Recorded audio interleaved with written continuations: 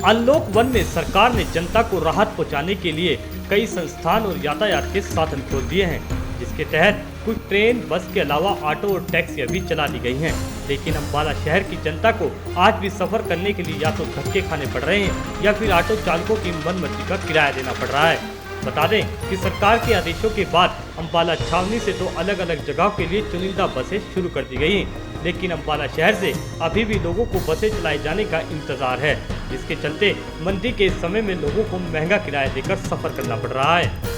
पहले 15 रुपये था लॉकडाउन से पहले, अब जब से लॉकडाउन खुला है 30 रुपये दे रहे हैं किराया।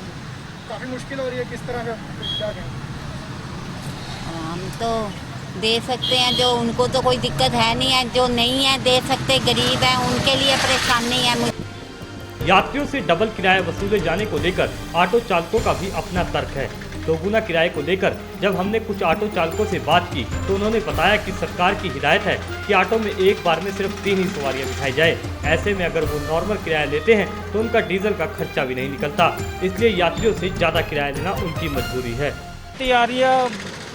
जो गवर्नमेंट ने वो बनाया है, सरकार ने 3 सवारी बिठाते हैं, 20 रुपये सवारी है, इससे हमारा भी तेल का खर्चा भी नहीं निकलता, मजबूरी में चला रहे, क्या कर सकते हैं। अब जी सवारी का जी 30 रुपये कर दिया जी सवारी कैंट की, 30 रुपये सवारी है। लोगों की परेशानी और शहर से बसें न चलने को लेकर हमने रोडवेज जीएम से बात की तो उन्होंने कहा कि रोडवेज का डिपो अम्बाला छावनी में है और सभी बसें यहीं से चलती हैं, लेकिन बाद में मैडम ने माना कि शहर से बसें नहीं चल रही और इस समस्या को जल्दी हल करने के आदेश जारी कर दिए जाएंगे। देखिए ऐसा है, अभी हमारी जो बस सर्विस है वो हम लगभग 30-35 रूट्स पे दे रहे हैं और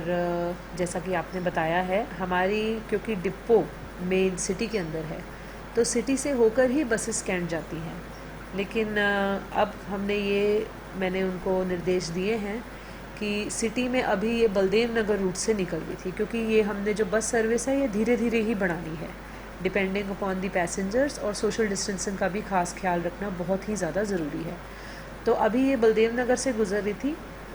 पर जैसे आपने भी बताया है, मैंने इनको ये निर्देश दिए हैं कि कुछ बसें